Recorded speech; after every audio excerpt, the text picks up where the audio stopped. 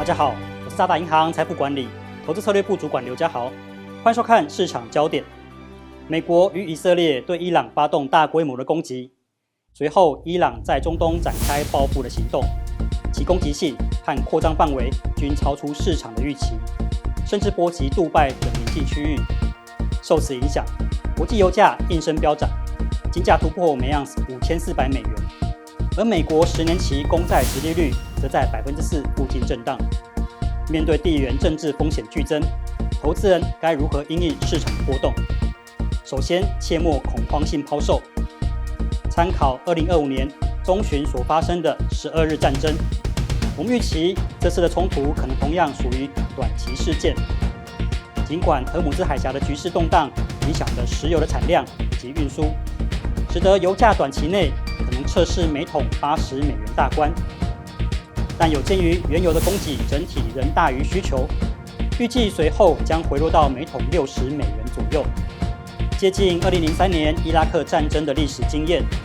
全球股市在开战后的前10天跌幅约4%，但在30天内便迅速回升。我们预期本次的冲突走势可能会很类似。短期内，投资人可以透过黄金、美国能源类股及抗通膨债券来抵御油价上涨的风险，并在长期策略上分批布局美国以及亚洲不含日本的股市。美国能源类股与油价具有中高度的相关性，而美国抗通膨公债则能够有效因应通膨升温的隐忧。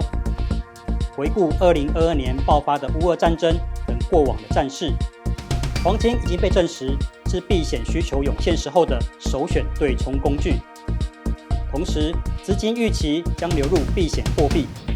瑞士法郎与日元对美元在未来12个月之内分别有望升到0.74与147的价位。市场焦点随后将重回基本面。根据美国半导体财测的显示， AI 需求依然强劲。我们已经将今年全球 AI 资本支出的成长预测上修到了54%。